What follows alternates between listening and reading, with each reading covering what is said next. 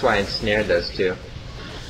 Because I don't have time or money to be able to build up enough hawks right now to the point where I have an equal number to his whip. So I just tried to get them in a perfect position for Blizz, but the fire, I was too slow on invising my panda.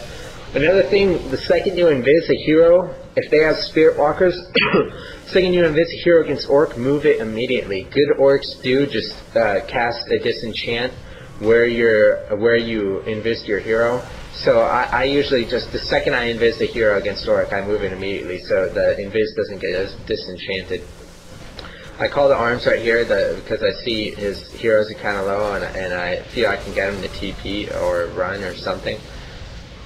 So I mean, compared to the army I had against this era, I did pretty good right there. He still doesn't have a shot because he's had to use all of his wood for getting burrows. I mean, he couldn't even make peons or buy a shredder if he wanted to because he didn't have the food for it. So he's so he can't even heal up right now. Obviously, I don't know that. I don't know that he doesn't have a shop yet.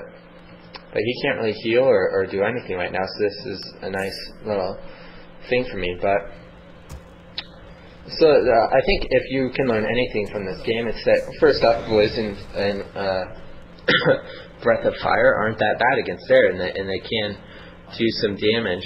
And second off, scout all the time. I mean, I should have invised a militia and scouted better because getting caught off guard like that by wyverns is totally unforgivable because that definitely could have cost me the game. It was really a stupid mistake.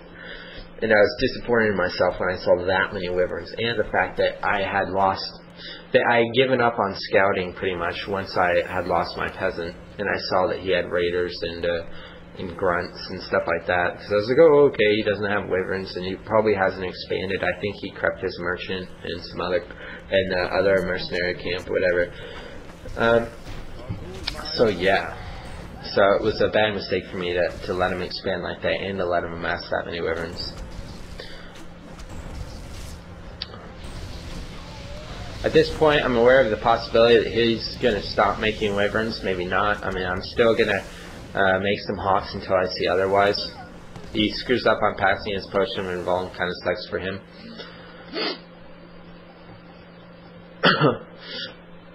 I guess now he's going to start messing the crap out of raiders just as kind of a counter. It's not the worst idea. I mean, raiders do extra damage to casters, and ensnare does stop Blizz channeling.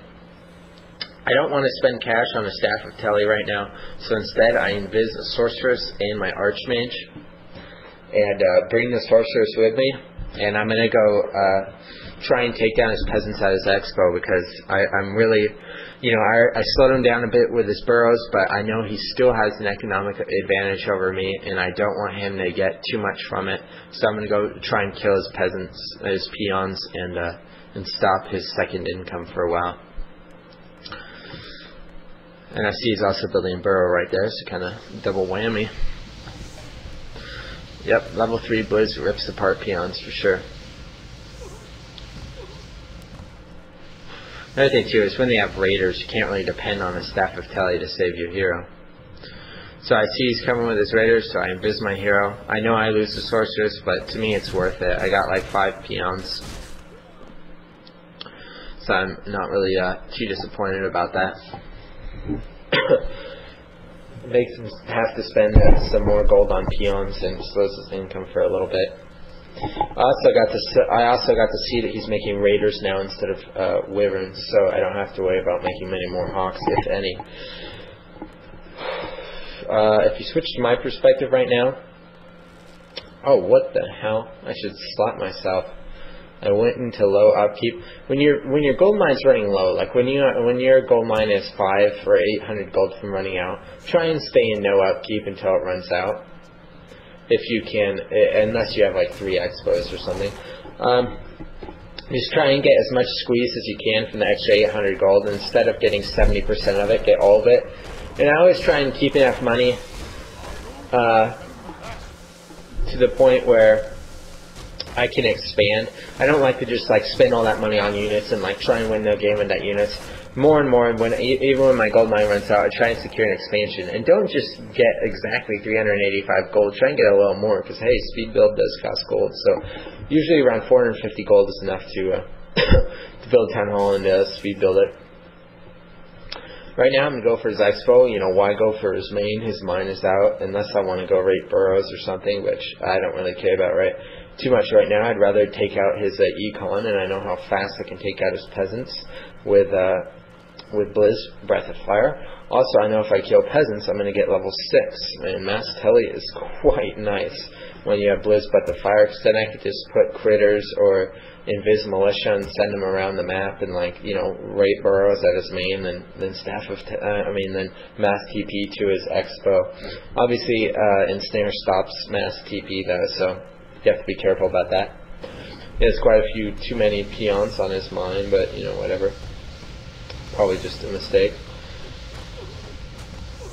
Well, I know he's TPing, so I'm backing up, obviously. If he has a big ground army, I don't want him TPing on top of my army.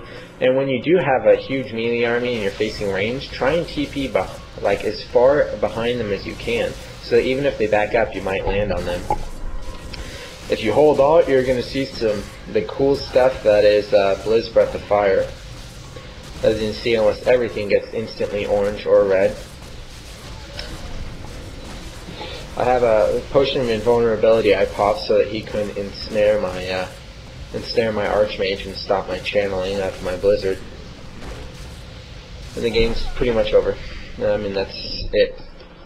Okay, guys, I think that's it for my audio commentating. Just to recap on this audio commentary thus far. I like Panda second. It has a stronger mid game, like right when you get him, but I think he has a much stronger late game compared to Beastmaster. I mean, he can take pretty much any ground army with Blizz, Breath of Fire if they don't have Heal Ward or a buttload of Heal Scrolls or something. If you're facing Panda, you might want to try going for tier 3 strategy, since his pushing isn't so good, and you know, just keep eyes out for things, or just be very aggressive and don't get him get level 3, or maybe you can go for an expo or something, I don't know. When you're using it, I think creeping is usually the best way to go. Sometimes you can push, like Close Spawn Turtle Rock. If I get Close Spawn Turtle Rock, on maps they're really good for pushing. Even Echo Isles, it's considerable. Like Close Spawn Turtle Rock, I'd get Beastmaster and probably just tier 2 push the heck out of them, because that's too close to the spawn with too much of an advantage. Your militia will last forever in their base, so it's too good of a situation not to use Beastmaster. So sometimes I do still use Beastmaster. And especially if I'm against someone that I know has a tendency to go tier 3 a lot too, you know, sometimes you play with friends and stuff and like, yeah, this guy goes tier 3, you're probably more inclined to go Beastmaster or MK or something. So those are some of the pros and cons. Kind of weak mid-game, much stronger late game. Some things against orcs. Don't stray too far away from your base early game. I think using Sky build order is best in the beginning. Try and fit at least both your sanctums in the back of your base. Speed build them, 2 peasants on each. Don't get too many casters. Like I said, I think the most basic caster army against orc is 4 sorceresses, 2 priests. Once they get level 2 shockwave, you need, in my opinion, at least 1 heal scroll to keep your casters alive. After that, I prefer concentrating on breakers. Some other people like some other things like mortars or rifles. Go with what fits you, but I like the fact that when I do this, I can AoE on top of my breakers, and they can't be shockwaved or anything like that. Shaman are good indicators of wyverns a lot of the time, so at least I would build an aviary. Even if you build no hawks, just build an aviary so you're ready to fight wyverns if they have a bestiary, and go shamans. Against wyverns, I think hawks are the best counter, because rifles force you to build towers in your town in addition, and they can be AoE. They're a bit more counterable than hawks. If they go bat riders against your hawks, get invis. If, like you saw that last game, if you're at a strong disadvantage, he has an expo, I don't, especially with this strategy. Level 2 Breath of Fire and level 2 or level 3 Blizz. Burrow raping is a pretty good option, especially if they bunch their burrows together, and it can slow them down a lot. Oh, the Invis foot backpack trick is pretty nice for both scanning them, keeping track of them, and possibly stealing items. I mean, you don't necessarily need a backpack, but I think it's a nice, cheap, and effective little addition. Yeah, I think that's it.